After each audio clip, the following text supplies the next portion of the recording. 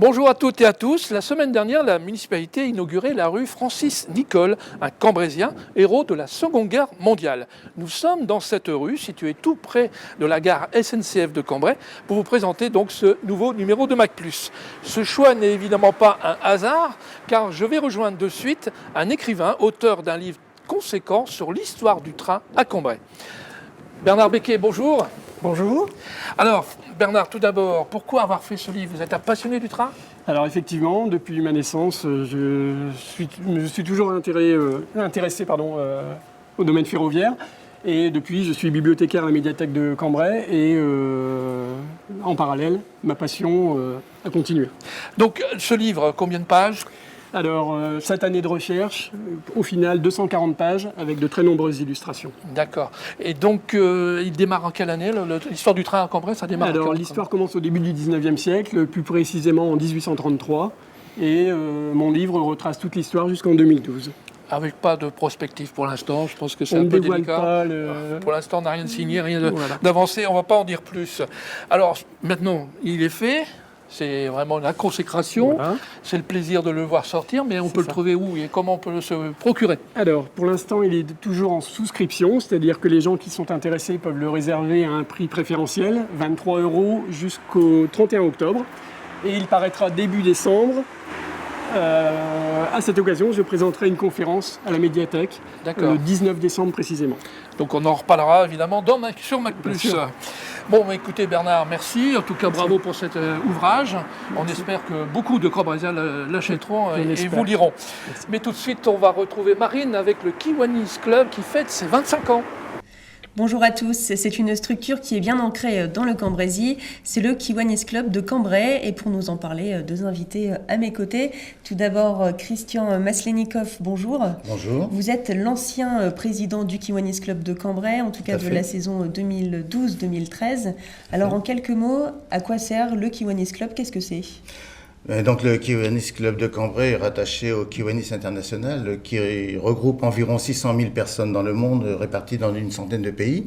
À Cambrai, nous sommes une vingtaine de personnes, de membres dont l'objectif est d'aider les enfants défavorisés du Cambrésis. Voilà, donc pendant la période qui vient de s'écouler, donc nous avons fait différentes manifestations qui sont reprises maintenant et améliorées, j'espère, par le futur président. Le futur président qui est mon autre invité, qui est William Braque. Bonjour. Bonjour. Vous êtes donc un nouveau président, fraîchement élu, puisque vous avez été élu il y a quelques semaines, le 28 septembre dernier. Alors, en tant que nouveau président, est-ce que vous pourriez nous expliquer quelles sont les actions que vous mettez en œuvre justement pour venir subvenir à ces différentes causes? Eh bien, très prochainement, nous allons avoir deux grandes actions. La première est le 22 novembre 2013, à Aouin, la soirée choucroute. En fait, c'est une soirée qui va nous permettre de récolter des fonds pour nos œuvres nationales et locales. Et la deuxième, c'est la soirée théâtre qui va avoir lieu le 14 février 2014 avec les Ch'tiopères. Et en collaboration avec l'ADAPT, les Papillons Blancs et l'IME du Cateau, pour le festival Handy Art que nous mettons en place, comme l'année dernière, au mois de mars, tout le mois de mars, dans le Cambrésis, pour les enfants handicapés. Donc, les enfants handicapés et les enfants aussi, vous disiez tout à l'heure, qui étaient... C'est notre cœur de cible, les enfants handicapés et les enfants défavorisés.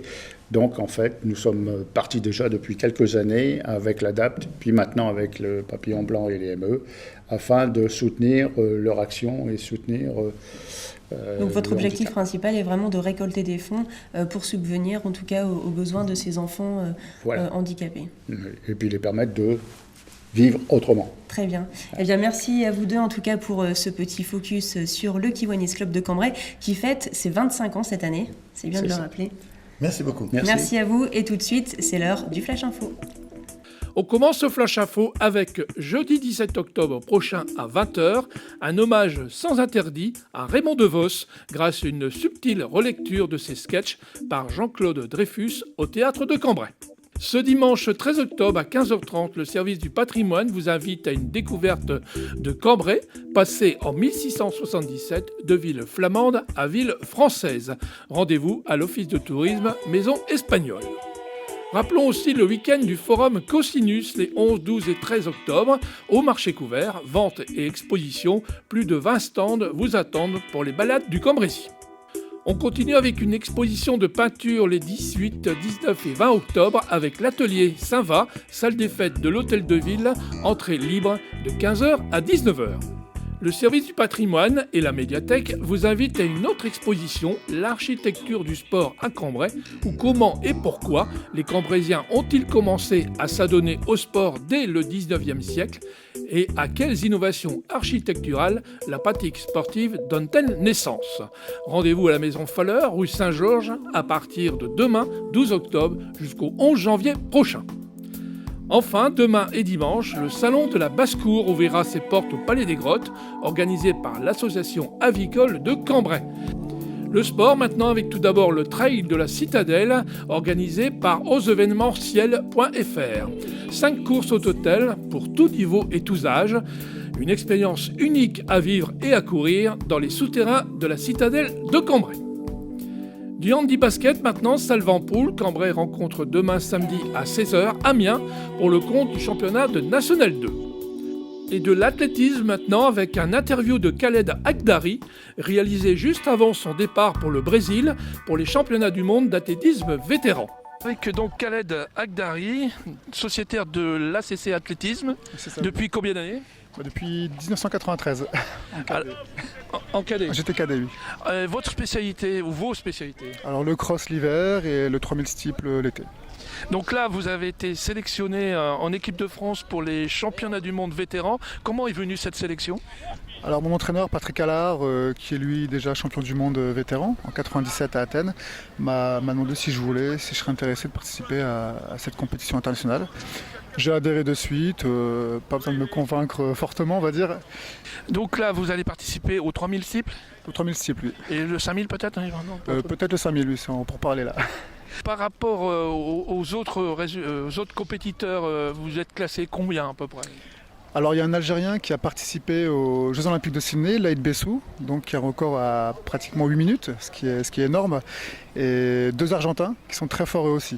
Après au niveau européen, je me situe derrière un Italien essentiellement, et après le niveau est assez homogène.